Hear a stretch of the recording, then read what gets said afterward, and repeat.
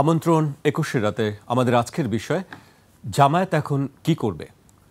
আজকে আমাদের সঙ্গে উপস্থিত আছেন গণমাধ্যম ব্যক্তিত্ব ডাক্তার আব্দুল তুষার, আপনাকে স্বাগত জানাচ্ছি। আমাদের সঙ্গে আছেন বাংলাদেশ জামায়াত ইসলামীর সদস্য কেন্দ্রীয় কর্মপরিষদ ও ঢাকা মহানগরী উত্তরের সেক্রেটারি ডক্টর মোহাম্মদ রেজাউল করিম, আপনাকে স্বাগত জানাচ্ছি। তুষার ভাইকে দিয়ে শুরু করতে চাই।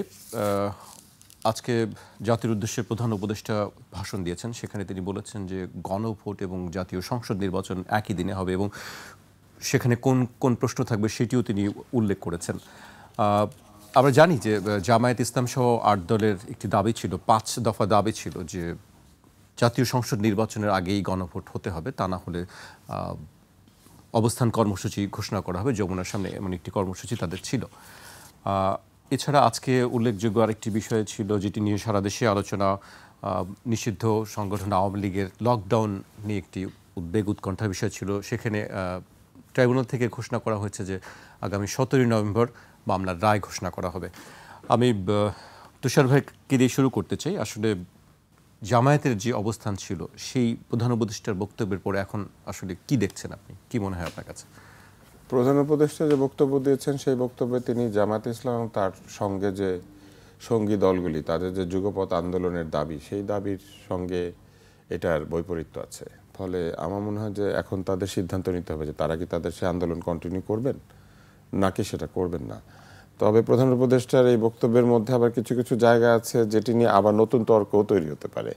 ফলে আমার কাছে মনে হয় যে এখনো পর্যন্ত যথাযথ ভাবে আসলে সমস্যাটা সমাধান করা সম্ভব হয় নাই। তারপরেও যদি ভোটের দিনই গণভোট হয় তাহলে বিএনপির দাবি এবং তার সঙ্গে যারা আছেন তাদের দাবিটা গ্রাহ্য করা হয়েছে।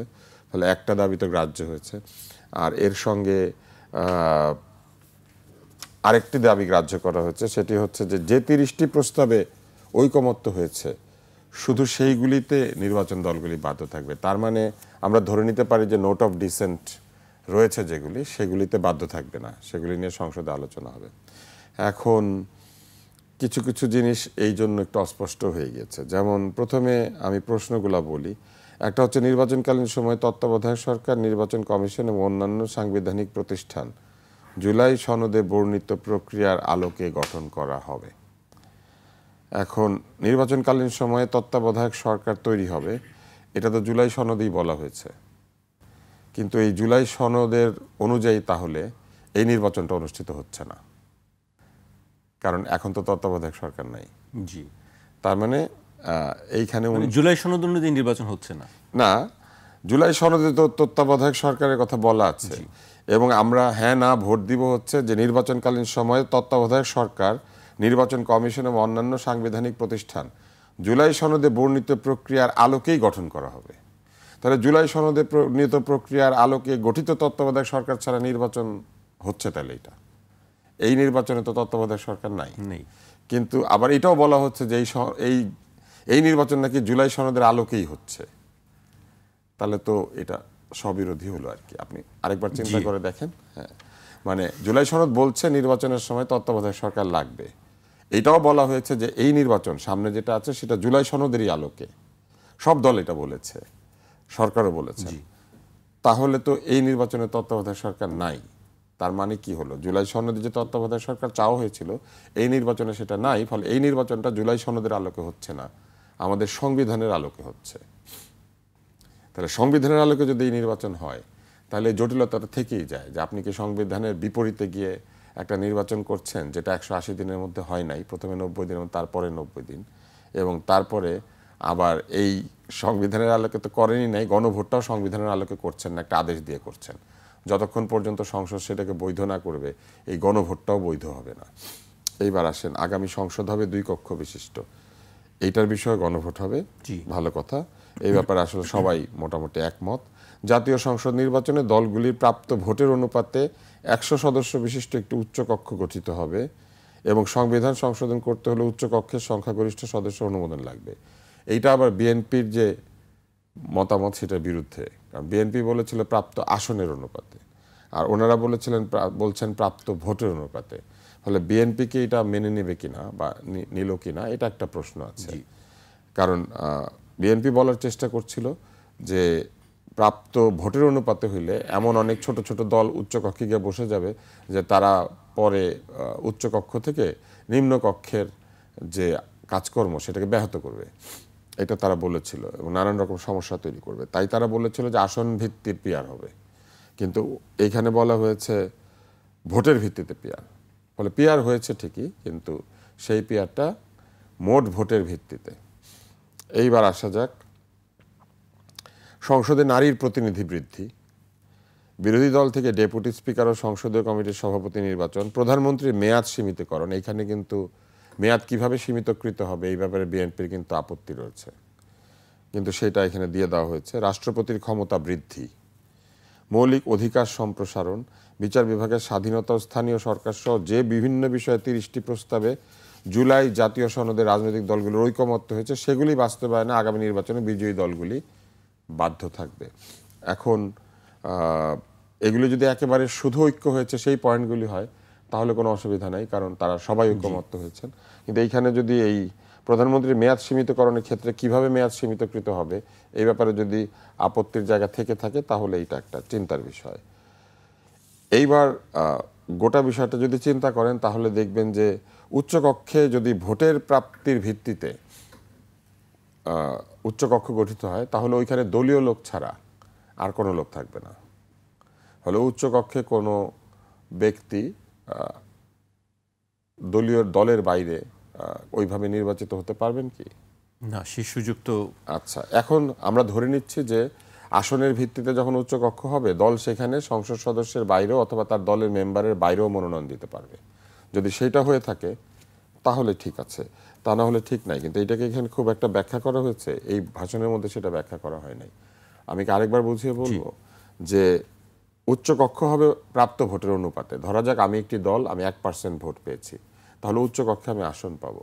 তাহলে বা 3% ভোট পেয়েছি, আমি উচ্চকক্ষে একটা আসন পাবো। 3% ভোট পেলে একটা আসন, তাহলে আমি 3% ভোট পেলে একটা আসন পাবো। তো একজন স্বতন্ত্র প্রার্থীর পক্ষে তো 3% ভোট পাওয়া সম্ভব না, ফলে কোনো স্বতন্ত্র ব্যক্তি উচ্চকক্ষে ভোটের পার্সেন্টেজে যেতে পারবেন না, দলের লোকই হইতে হবে।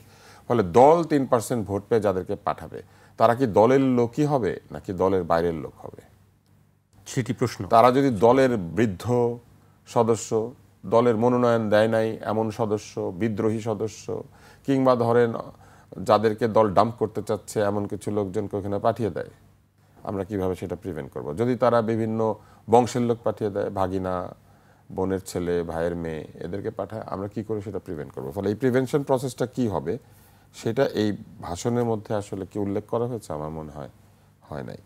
তাই আমার কাছে মনে হয় যে এগুলা নিয়ে আবার একটা নতুন আলোচনা শুরু হয়ে যাবে। আপনি যদি পুরোটা চিন্তা করেন তাহলে উপরে চলে যান, সংসদের প্রথম 180 দিনেই সংবিধান সংশোধন হবে, মানে প্রথম 6 মাসের মধ্যে। সেটাতে না হলে আরো 30 দিন, এবং না হলে আরো 30 দিন, 180 আর 30 মিলে 210 দিন, তারপর আরো 60 দিন অপেক্ষা হবে। কিন্তু এই বিষয়ে কিন্তু কোনো মতামত নাই যে ওই যে 270 দিন পরে যেটা অটোমেটিক যুক্ত হয়ে যাবে, অটো পাসটা কি এখন আছে? নেই, অটো পাসটা নাই।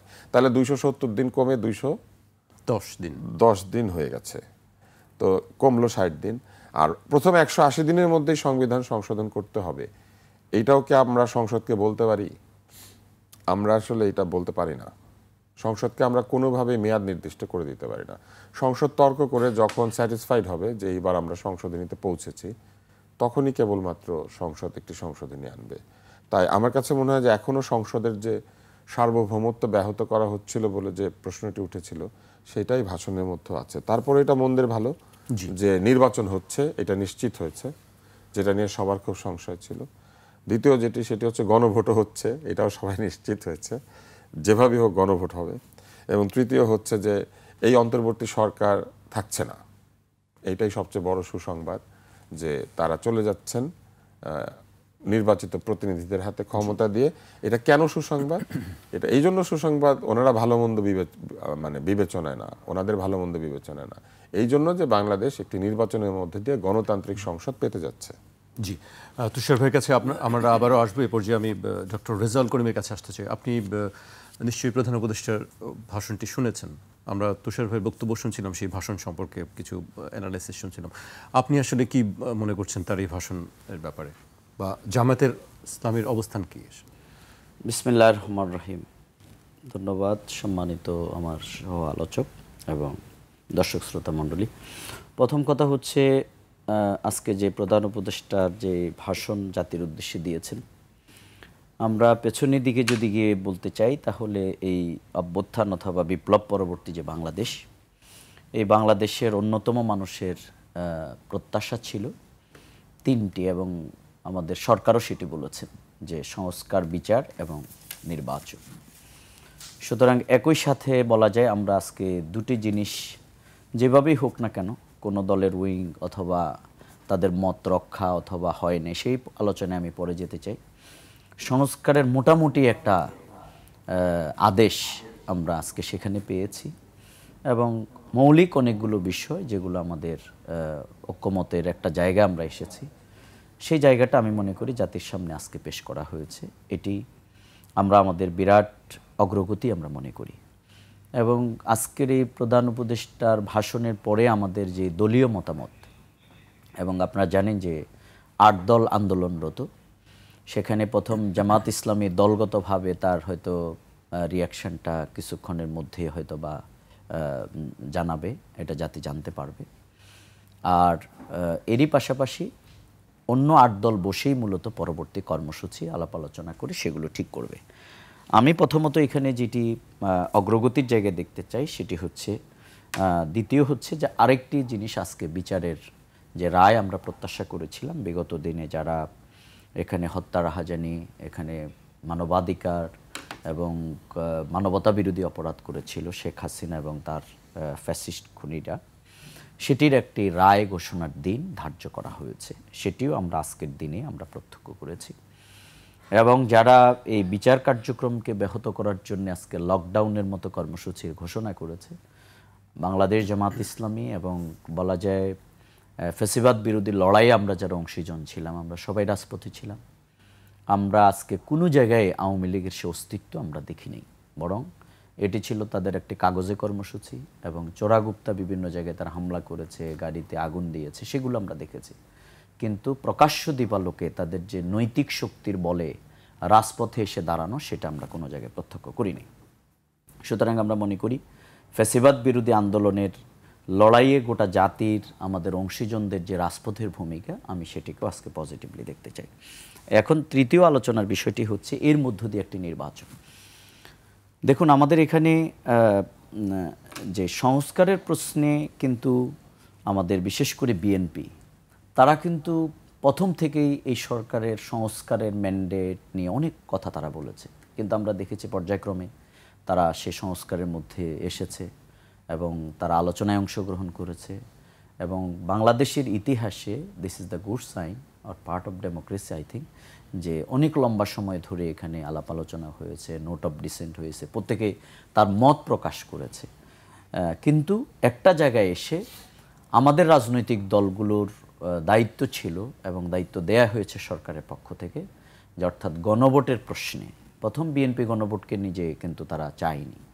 পরবর্তীতে তারা যখন রাজি হয়েছে, সেই গণভোট হওয়া কখন হবে সেটি নিয়ে কিন্তু আলোচনাটা তৈরি হয়েছে, এবং গণভোটের প্রয়োজনীয়তা নিয়ে তারা প্রশ্ন তুলেছে।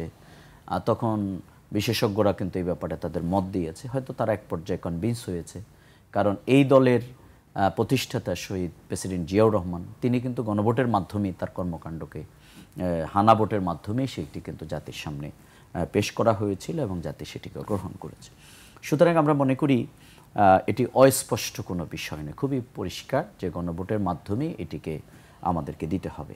দ্বিতীয় হচ্ছে, যারা আমরা বলেছিলাম গণভোট যারা বলে যে সংবিধানে নেই, যেমন বিএনপি বলেছে গণভোট তো সংবিধানে নেই, কিন্তু আমরা বলেছি না, তাহলে তো শেখ হাসিনার সেই কার্যক্রমকেই আমরা অনুমোদন দিচ্ছি, কারণ এই গণভোট কিন্তু সংবিধানে ছিল, শেখ হাসিনা বাতিল করেছে।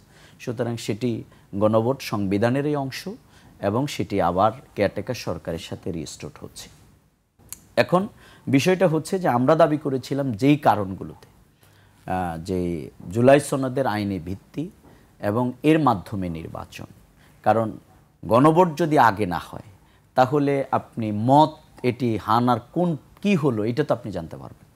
দ্বিতীয় হচ্ছে যে প্রশ্নটি এখনও আলোচনায় আসবে এবং আমার মনে হয় নতুন করেও থাকবে, সেটি হচ্ছে আমরা বলেছি যে যে 29 সালে কিন্তু নির্বাচন হওয়ার কথা এই সংবিধানের আলোকে, তাহলে আপনি যে ফেব্রুয়ারির নির্বাচনের কথা বলছেন সেই নির্বাচনটা কিসের আলোকে হচ্ছে?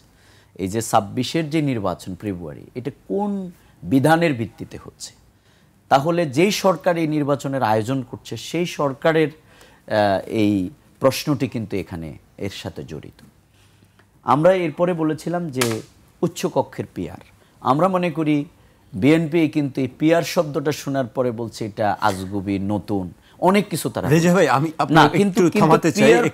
আপনি বলছিলেন যে যে সংবিধান আছে সেই সংবিধান অনুযায়ী নির্বাচন 2029 সালের কথা বলছেন। আপনি যদি এই যে এখন 26-এর নির্বাচন কি আমাদের সাংবিধানিক নির্বাচনের অংশ? এই নির্বাচন 26-এর নির্বাচন তো আমাদের, কারণ শেখ হাসিনাই তো পালিয়ে যাওয়ার কারণে নির্বাচন, অর্থাৎ অন্তর্বর্তীকালীন যে সরকার, এই সরকারকে সাংবিধানিক কোন সরকারের আমাদের অন্তর্বর্তীকালীন সরকার সাংবিধানিক করেন নাই, উনি পদত্যাগ করেছেন। হ্যাঁ, উনি পালিয়েছেন, পদত্যাগ করেছেন, পালাতে বাধ্য হয়েছেন জনগণের আন্দোলনের মুখে। সুতরাং আমরা বলছিলাম যে এই অন্তর্বর্তীকালীন সরকার যে রেগুলেশনটা এখানে হয়েছে সেই রেগুলেশন এবং এই যে মানে 26-এর যে নির্বাচন, এটির জন্যেই গণভোটটা আগে হওয়া প্রয়োজন। কিন্তু সরকার হয়তো তার ব্যাখ্যা দিবেন এবং দিচ্ছেন, সেটিকে মনে করেই তারা এটিকে নিচ্ছে। আমি বলেছি উচ্চকক্ষে আর আজকের যে পিআর পদ্ধতির কথা, এই পিআর পদ্ধতির কথা আমরা নিম্নকক্ষ বলেছিলাম, কিন্তু বিএনপি বলেছে যে তারা নাকি পিআর পদ্ধতি বুঝে না। তাহলে আজকে উচ্চকক্ষে পিআর বোঝা গেল তো যে পিআর পদ্ধতি পৃথিবীতে আছে এবং এটি আজকে সরকারও এটিকে গ্রহণ করেছে। আমি মাঝখানে একটা কথা বলেছিলাম যে আমাদের লম্বা সময়ে যেমনি রাজনৈতিক দলগুলোর আলোচনা হয়েছে, বেটার হতো যে সরকার আমাদেরকে যে 1 সপ্তাহ সুযোগ দিয়েছিল যে আপনারা রাজনৈতিক দলগুলো বসে একটি জায়গায় আলোচনা, কিন্তু এটি বাংলাদেশ জামাত ইসলামের পক্ষ থেকে এবং 8 দলের পক্ষ থেকে আমরা কিন্তু আহ্বান জানিয়েছিলাম, আগের দিন আমরা আহ্বান জানিয়েছিলাম, কিন্তু বিএনপি সেটাতে রাজি হয়নি। অর্থাৎ তাদের ইগোইজম বলে, বলছিল যে প্রধান উপদেষ্টা যদি আমন্ত্রণ জানায় তাহলে যাবে, তারা উদ্যোগ নিয়েছে। সুতরাং আমরা এখন মনে করি যে আজকের যে প্রধান উপদেষ্টার যে বক্তব্য, যে ভাষণটি তিনি দিয়েছেন, এটা অনেক বিশ্লেষণের দাবি রাখে এবং নিঃসন্দেহে রাজনৈতিক দলগুলো প্রিলিমিনারি হয়তো রিয়াকশন দেবে, কিন্তু এটাকে পর্যালোচনা করে তাদের পরবর্তী কার্যক্রম নেবার জন্য আমার মনে হয় একটু সময় সেখানে লাগে। কিন্তু জামায়াত ইসলামী কি আসলে যে ভোটের দিন, জাতীয় সংসদ নির্বাচনের দিন গণভোট, এটি তো জামায়াত বলছে আগে হতে হবে, এখন সেই জায়গাটিতে আপনারা আমরা এই কথা যখনই কেউ বলে তখন আমাদেরকে আগে যেতে হয় ওই কেয়ারটেকার সরকারের কাছে। অর্থাৎ কেয়ারটেকার সরকারের যখন আমরা ফর্মুলা দেই বাংলাদেশ জামাত ইসলামী, তখন কিন্তু এটাকে বাংলাদেশে এই রাজনৈতিক দলগুলোই, আজকে যারা এই গণভোটের কথা মানতেছে না, আজকে যারা বলে যে এটা হবে না এই সময়, এটা কি সংবিধানে আছে, তখনই তারা কিন্তু এটাকেও নেগলেক্ট করেছে। কিন্তু জনগণ এক পর্যায়ে সেটিকে পার্ট অফ কনস্টিটিউশন হয়েছে, সেটি জনগণের আকাঙ্ক্ষা অভিপ্রায় আজকে কেয়ারটেকার সরকার সংবিধানের অংশ।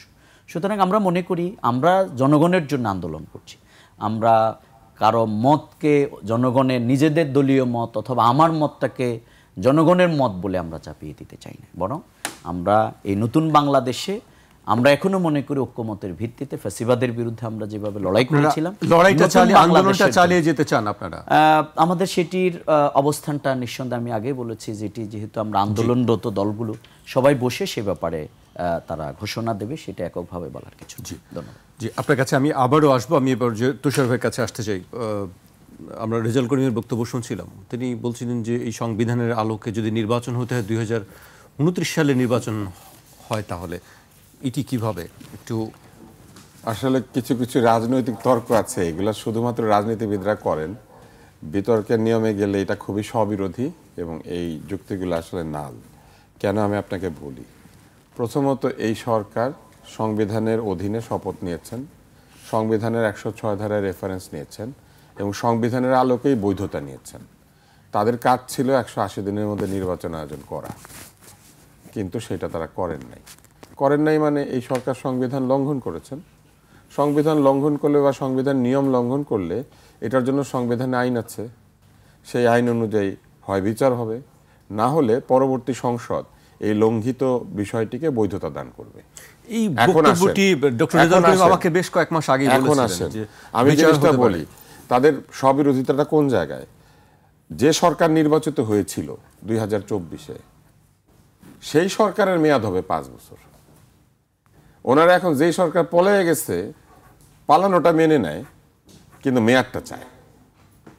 ওনারা পালায়ে গেছে, ওনাদের আসনে আমরা বইসা পড়ছি, ওনারা যেদিন যাইতো আমরা সেদিন যাইব। ব্যাপারটা আপনি বুঝতে পেরেছেন?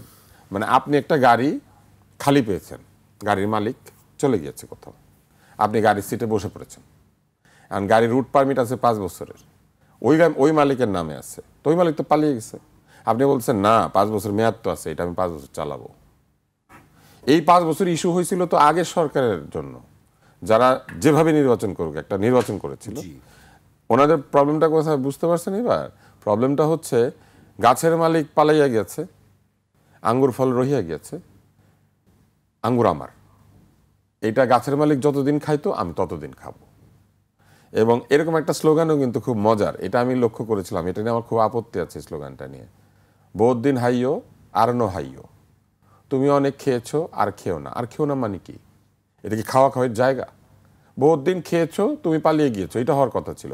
কিন্তু এইখানে একটা অদ্ভুত নিয়ম চালু করার চেষ্টা করা হচ্ছে, সেটা হচ্ছে যে ছিল পদে সে পদত্যাগ করেছে, চলে গিয়েছে, আসন শূন্য করে দিয়েছে, সরকার নাই, স্পিকার নাই, কিন্তু মেয়াদ আছে।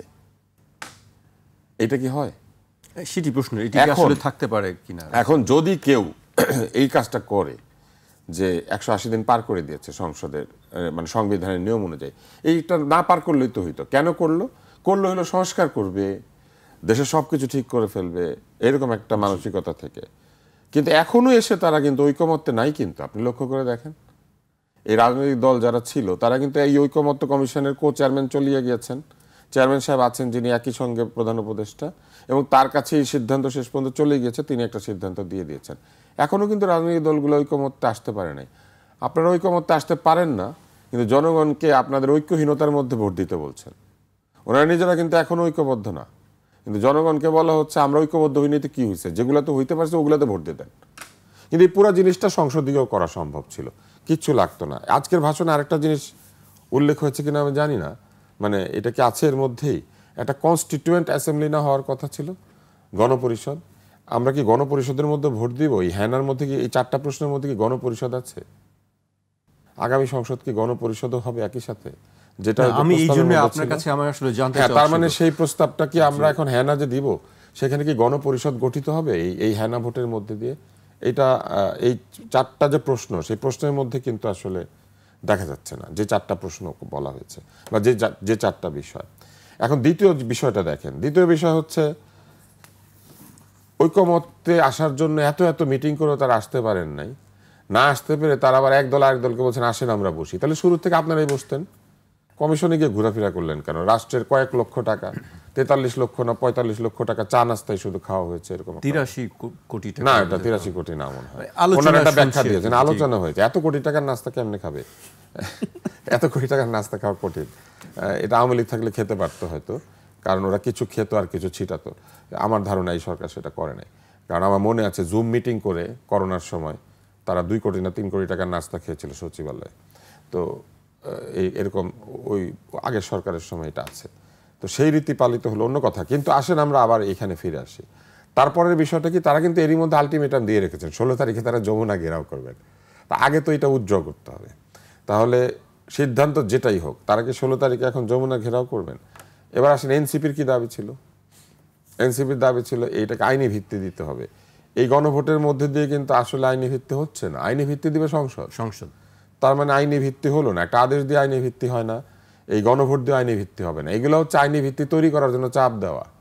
আইনি ভিত্তি তো দিবে আগামী সংসদ, যেটা আবার এই প্রশ্নের মধ্যেই আছে, এখানে আছে কিন্তু, যে নির্বাচনকালীন সময়ে যা কিছু হবে সেটা আলোকে। এত প্রশ্ন বুঝে কি আসলে ভোট? এবং না, 4টা প্রশ্ন তো মোটা 4টা প্রশ্ন তৈরি করা হয়েছে। বলা হয়েছে যে এই বিষয়টাই যে 180 দিনের সংবিধান সংশোধন এবং পরবর্তী 30 দিনে উচ্চকক্ষ গঠন করা হবে। তার মানে সংসদ যদি এটা করে তাইলে আইনি ভিত্তি হবে, সংসদ যদি এটা না করে তাহলে তো আইনি ভিত্তি হবে না। তাহলে আইনি ভিত্তি করে চেঁচামেচি করার কোনো আসলে দরকার ছিল না, বরং নির্বাচন করে সংসদে যারা যাচ্ছেন তারা এটাকে আইনি ভিত্তি দিয়ে দিলেই হতো। কিন্তু তারা শিওর হওয়ার চেষ্টা করছিলেন যে আইনি ভিত্তি যদি না দেয় তাহলে আমরা কেমনি করে এটা ঠেকাবো, মানে যে কোনো মূল্যে এটাকে বাধ্য করতে হবে। ভোট যদি না ক্ষেত্রে হয় বেশি হয় সেক্ষেত্রেও তো একটি না, ভোট তো না এখনো হতে পারে, মানে না কেউ ভোট দিয়ে দিল, ধরেন তারা মনে করলো যে না সংসদ হোক কিন্তু জুলাই সনদ না হোক, যদি কেউ মনে করে সে তো না ভোট দিতে পারবে, তাই না? এখন এই জায়গাতে এই যে মেয়াদের জায়গাটা খুবই স্ববিরোধী। কোনোভাবেই এই সরকার কোনো সংবিধানের আলোকেই 29-এর নির্বাচনে যাওয়ার ম্যান্ডেট পায় নাই, কারণ যারা এটা পেয়েছিল তারা চলে গিয়েছে। 29 পর্যন্ত ম্যান্ডেট পেতে না, পরবর্তী ম্যান্ডেট 5 বছরের পেতে একটা নির্বাচন করতে হবে, এইটাই হচ্ছে প্রথম কথা। এবং সেই নির্বাচন যদি যথাসময়ে অনুষ্ঠিত না হয় তাহলে এখানে রাষ্ট্রপতির হস্তক্ষেপ করারও কিন্তু সুযোগ আছে আইন অনুযায়ী, এবং এই নির্বাচন আয়োজন করার জন্য প্রক্রিয়া কিন্তু সংবিধানের মধ্যে আছে, যদি কোনো কারণে দৈব দুর্বিপাকে। এখন এই ঘটনাটা কি দৈব দুর্বিপাকে ঘটেছে? দৈব দুর্বিপাকে ঘটে নাই, আসলে ওনারাই দুর্বিপাকটা ঘটিয়েছেন। 6 মাস পার করে দিয়ে তারপরে তারা বলতে শুরু করেছেন 6 মাস তো পার হয়ে গিয়েছে, তাই না? এই যে আদেশ, এটা 6 মাসের মাথায় এসে ওনারা জারি করাতে পারতেন যে বিশেষ প্রয়োজনে এই মেয়াদ বর্ধিত করা হলো। তো অনেক ব্যাপার ছিল, তারা সেটা করেন নাই। এবং এখন তারা কি জটিলতা তৈরি করার চেষ্টা করছেন, এখনো তারা ওই জায়গাতে আছেন যে এটা আগে হওয়া দরকার ছিল। ধরেন গণভোট যদি আগে হয়ে যেত তাহলে কি হতো? গণভোট আগে হয়ে গেলে এরা মাঠে নেমে কি বলতেন জানেন? গণভোট হয়ে গিয়েছে, এখন আমরা গণভোটের আলোকে দেশ শাসন করব। গণভোট নির্বাচনের দিন অথবা নির্বাচনের পরে হওয়াই হচ্ছে জাতির জন্য সবচেয়ে আমি বলবো সুবিধাজনক সিদ্ধান্ত, এবং সেইটা প্রধান উপদেষ্টা দিয়েছেন। জি, আমি এ পর্যায়ে বিরতিতে যেতে হচ্ছে, আমাকে একটি বিরতি নিচ্ছি। আমি দর্শক একটি বিরতি নিচ্ছি, ফিরছি এখনই।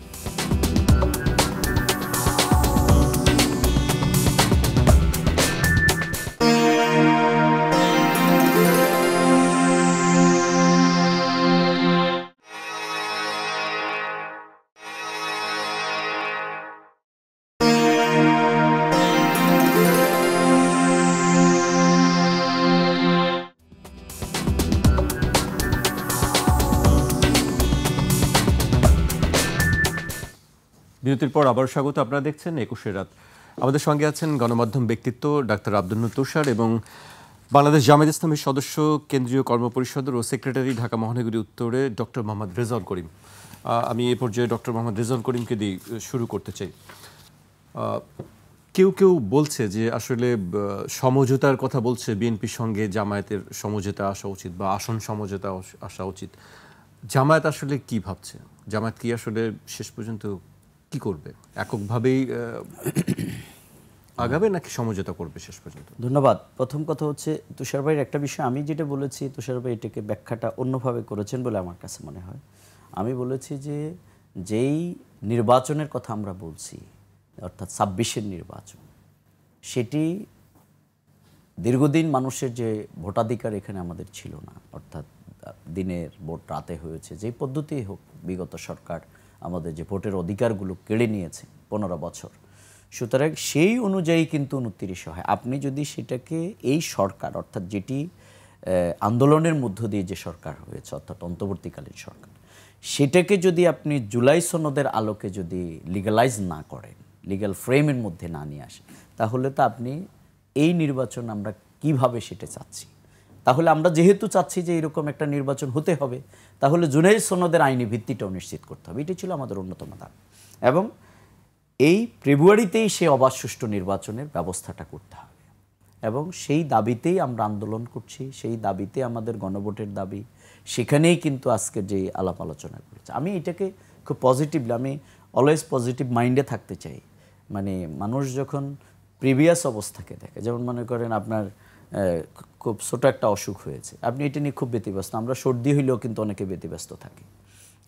তুষার ভাই তো ডাক্তার, কিন্তু তাকে যখন কেউ জানিয়ে দেয় যে আপনার ক্যান্সার হয়েছে, তখন আর সর্দি নিয়ে তার কোনো টেনশন থাকে না, জ্বর নিয়ে তার কোনো টেনশন থাকে না। অর্থাৎ আমাদের বিগত দিনের বাংলাদেশের অবস্থাটা ছিল এরকম, আমরা ক্যান্সারে আক্রান্ত ছিলাম, আমরা কথা বলতে পারতাম না, আমাদের কোনো ভোট ছিল না, বক্তব্য ছিল না, আমরা গর্তের মধ্যে থাকতাম, হয় কারাগারে, নচেত হচ্ছে আমরা বিভিন্ন জুলুম নির্যাতনের মুখোমুখি। এই যে নতুন একটি বাংলাদেশ আমরা কথা বলার সুযোগ পেয়েছি, আলোচনা হচ্ছে, আমি মনে করি this is the good sign. এটা আমাদের অবশ্যই, এখন আমাদের আলোচনা হচ্ছে যে এখন সর্দি নিয়ে, এখন আমাদের আলোচনা হচ্ছে জ্বর নিয়ে, এগুলো আলোচনা হবেই। আরো ছোট ছোট বিষয় নিয়ে আলোচনা, যে এটা গণভোটের যে বিস্তার করছে। প্রশ্নগুলি কিন্তু আছে সেই ব্যাপারে কি কিছু এখানে বলবেন? আমি আগে বলেছি যে এখনো বিষয়গুলো কিন্তু ব্যাখ্যার দাবি রাখে, এবং রাজনৈতিক দলগুলো ঐক্যমত্য কমিশনে যে আলোচনা করেছেন সেগুলোর মধ্যে বিএনপির যে বক্তব্য, দেখুন এটাকে আমরা আমাদের বক্তব্য কিভাবে বলেছি, আপনি কোনো একটা দল যদি অথবা আমরাই আলোচনার মধ্যে যদি আমাদের নোট অফ ডিসেন্ট দিই, তার মানে হলো আমি সিদ্ধান্ত যাই হোক আমি এ ব্যাপারে কিন্তু আমার বক্তব্য দিয়ে রাখলাম। যেমন হাইকোর্টের রায়গুলো কিভাবে হয়, 3 জন বিচারপতি থাকেন, একজন কিন্তু দ্বিমত পোষণ করেন, কিন্তু 2 জনের বক্তব্যের ভিত্তিতে কিন্তু রায়টি হয়ে যায়, কার্যকরও হয়ে যায়। তার মানে কি ওই ব্যক্তি বলবেন যে না আমি নোট অফ ডিসেন্ট দিয়েছি, আমি দ্বিমত পোষণ করেছি, এই রায় কার্যকর হবে না? অধিকাংশের মতের ভিত্তিতে সেটি হয়। আপনি যখন কোনো জায়গায় সালিশ মানেন তখন আপনাকে এটা বলেই শুরু করতে হয় যে না ঠিক আছে আমরা উভয়ে আমাদের বক্তব্য দেব, কিন্তু একজন এই ব্যাপারে কার্যকর উদ্যোগ নেবেন। তাহলে আমরা যে এখানে ঐক্যমত্য কমিশনে যে দীর্ঘ আলোচনা করেছি, বাংলাদেশ জামাত ইসলামী আমরা অনেকগুলো ইস্যুতেই আমরা আমাদের বক্তব্য পরবর্তীতে আবার পাল্টা আলোচনায় থেকে আমরা মনে করি রাজনৈতিক দলগুলো একটা জায়গায় এসেছে। এখন গণভোটের যে বিষয়টি সেটি তো আমরা মনে করি আমাদের প্রথম বিজয় এটাই যে বিএনপি গণভোট চাইনি, কিন্তু এখন গণভোট তারা রাজি হয়েছে। কিন্তু বিএনপি যেদিন চেয়েছে সেদিনই তো হচ্ছে, তাদের গ্রাহ্য করা না, হয়েছে, যেটি বিএনপি যেদিন প্রথমে চেয়েছে সেদিন কার্যকর হচ্ছে। বিএনপি হয়তো মনে করছে যে তারাই কিন্তু ক্ষমতায় এসে গেছে মনে করেই কিন্তু তাদের কার্যক্রম তারা কিন্তু এই কয় মাস আমরা আপনাদের কিছু 1-1.5 বছর দেখছি। যুক্তি ছিল সুতরাং যে এটাই বাস্তব। আগে কেন হতে হবে, হ্যাঁ সেই যুক্তি- আমরা আমাদের যুক্তি দিয়েছি, কিন্তু আগে কেন হতে হবে আমাদের যুক্তি দিয়েছে, কিন্তু আগে হলে কি কি সমস্যা বিএনপি সেই যুক্তিটা যথার্থভাবে দিতে পারে নাই। যে আগে হলে সমস্যাটা কি, আগে হলে কি সমস্যা হবে, যেই রাষ্ট্রটি হচ্ছে জনগণের জন্যে, সেই জনগণের যদি আগের হানা ভোটটা আমি নিয়ে নেই এতগুলো গুরুত্বপূর্ণ ইস্যুর উপরে, আমরা তো কোনো সেই সমস্যা আমরা দেখি না। বরং আমরা বলেছি আপনারা রাষ্ট্রের অর্থের কথা বলেন, তাহলে বিগত দিনে শেখ হাসিনা এখান থেকে রাষ্ট্রের কত মিলিয়ন মিলিয়ন টাকা নিয়ে গেছে, প্রতিমন্ত্রী পর্যন্ত বিদেশে 350 বাড়ি কিনেছে, বেগম বাড়ি করেছে, এগুলো না। এবং আমরা হিসাব করে আমরা এটাও বলেছি যে রাষ্ট্রে একদিনে কেউ কেউ যত চাঁদাবাজি করে হয়তো এগুলো দিয়ে একদিনের গণভোট হয়ে যায়। জামায়াত সুতরাং ইসলামী এগুলো বক্তব্য না। ইসলামী বক্তব্য দলগুলো যে হচ্ছে- দাবি ছিল সেই দাবিটা রক্ষা হয়নি। না, এককভাবে আমরা সেটা বলছি না, আমরা বরং বলছি যে অনেক ইস্যুতেই বিএনপি আগে সংস্কারের ব্যাপারে গণভোটে দরকার নেই, এটা সংবিধানে আছে কিনা অনেক কথা তারা বলেছে, কিন্তু একটা জায়গায় তারা এসেছে এবং আসতে বাধ্য হয়েছে। হয়তো তাদের এই বক্তব্যটা তারা এখনো দিয়েছে, আমরা দলীয়ভাবে আমাদের অবস্থানটি আমরা জানাই। ধন্যবাদ। রেজাউল ভাই, আপনার কাছে আবার আসবো। আমি তুষার ভাইয়ের কাছে আসতে চাই। বেশ কিছু অনৈক্যের কথা আপনি বলছিলেন, তিনিও বলছিলেন। এই অনৈক্য কি আসলে বড় বাধা হয়ে দাঁড়াবে শেষ পর্যন্ত, নাকি আসলে মিলমিশ কিছু একটা হবে? না, এখানে মোটা দাগে ঐক্য আছে, তো সবাই নির্বাচন চায় এবং নির্বাচনী শক্তি পরীক্ষাটা হওয়া উচিত। যেসব দল অথবা যে দল বেশি ভোট পাবেন তারা সরকার গঠন করবেন, অন্যরা কাছাকাছি থাকলে তারাও তো একটা বৃহৎ ভূমিকা পালন করবেন সংসদকে কার্যকর করার জন্য। একটা কার্যকর সংসদ তৈরি করতে না পারলে তো গণতন্ত্র সুসংহত হবে না। ফলে এই দলগুলিকে একটা সুসংহত এবং চমৎকার গণতন্ত্র উপহার দিতে হবে, এবং সেটা যদি তারা করতে না পারেন তাহলে তো আপনি যতই আইনি ভিত্তি দেন জুলাই সনদ ব্যর্থ হয়ে যাবে, জুলাইয়ের আন্দোলন ব্যর্থ হয়ে যাবে, যে গণতন্ত্র এনে জুলাই সনদ বাস্তবায়ন করেও দেশের কোনো উন্নতি হচ্ছে না। তাহলে তাদের তো আসলে ঐক্যটা আছে, তারা তো মোটা দাগে ঐক্যবদ্ধ। কিন্তু দেখেন আবারও সেই স্ববিরোধী যুক্তি।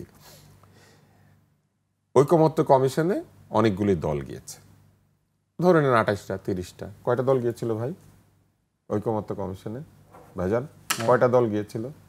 ওখানে তো 34টা দলের, আচ্ছা ধরেন 34টা দল গিয়েছে, 30টা দল রেগুলার গিয়েছে, বা ধরেন যে কটা দলই গিয়েছে।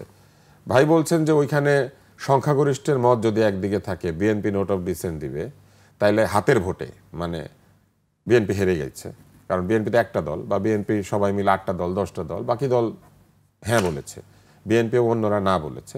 তাহলে যেহেতু ওইখানে সংখ্যাগরিষ্ঠ হ্যাঁ বলেছে, এটা কিন্তু হাতের ভোটে মানে আসনের ভোটে, আসনের পিয়ার।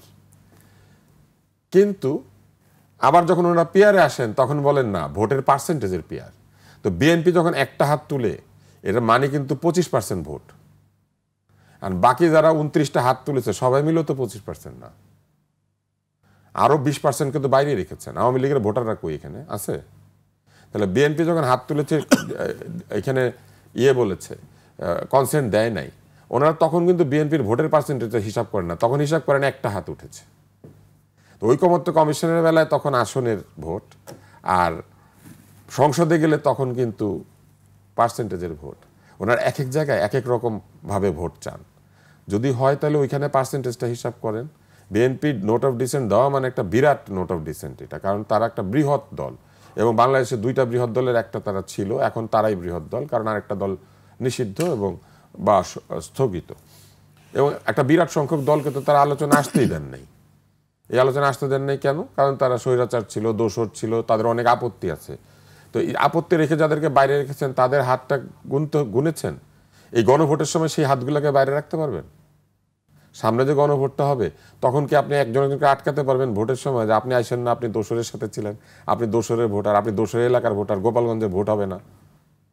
এটা পারবেন? তা তো পারবেন না। তাহলে আলটিমেটলি আপনি গণভোটে সবার মত নিচ্ছেন, কিন্তু ঐকমত্য কমিশনে তো সবাইকে ডাকেন নাই।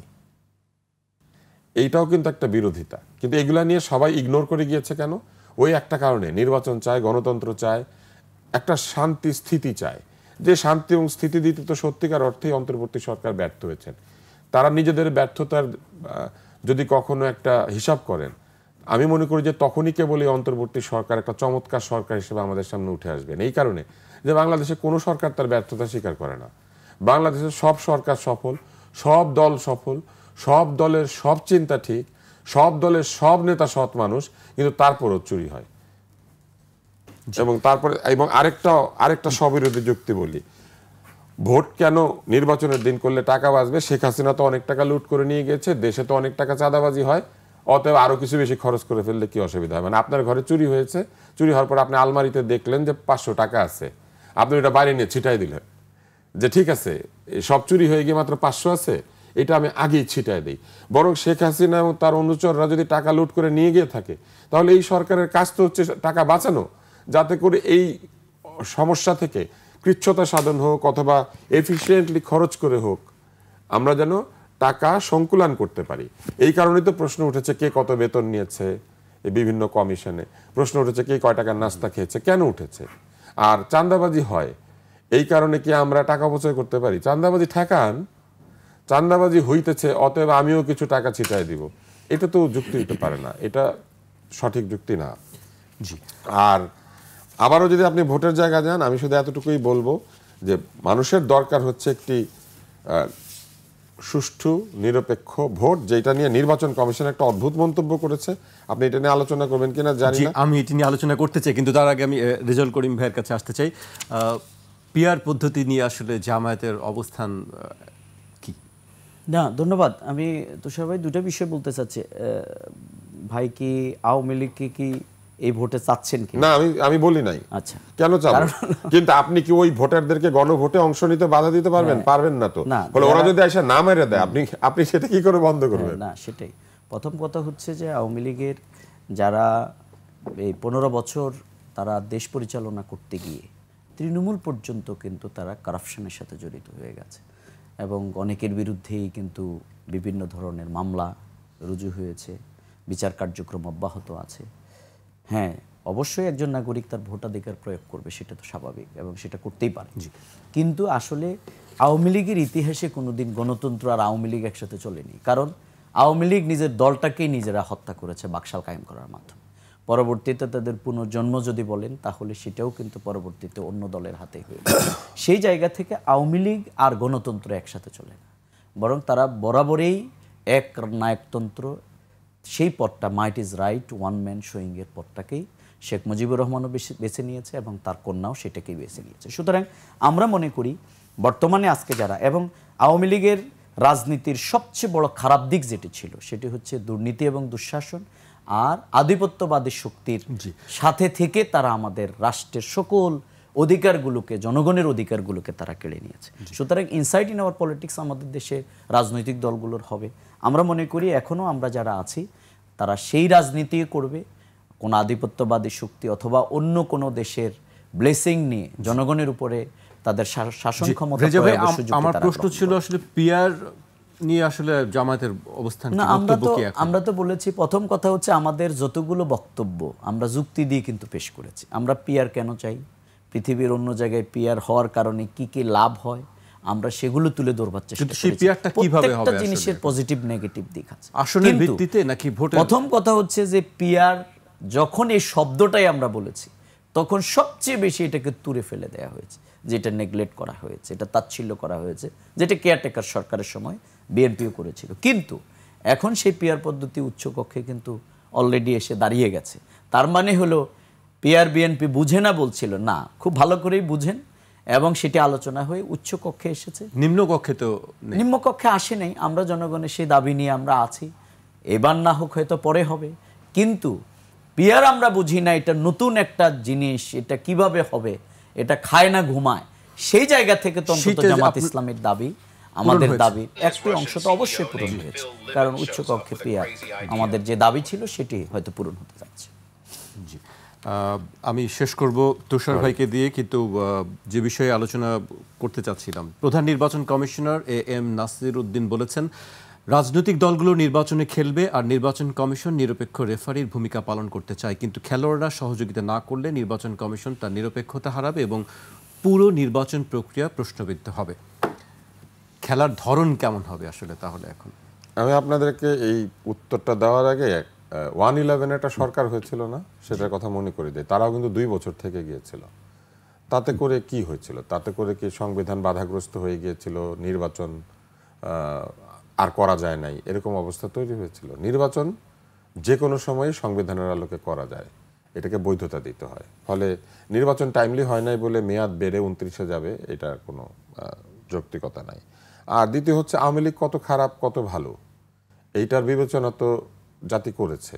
তারাও নিজেদের প্রতি তাদের যে আচরণ সেটা দিয়ে প্রমাণ করে দিয়েছে যে তাদের নৈতিক অবস্থান অত্যন্ত দুর্বল ছিল বলেই তাদেরকে এরকম একটা পরিণতি বহন করতে হয়েছে। কিন্তু আওয়ামী লীগের খারাপত্ব দিয়ে তো আমরা নিজেরা আমাদের ভুল জায়েজ করতে পারি না, বরং আওয়ামী লীগের ভুল যা সেইটাকে সঠিক করার মধ্যে দিয়ে আমরা নিজেদের শ্রেষ্ঠত্বটাকে প্রমাণ করব যে আমরা তাদের চেয়ে ভালো।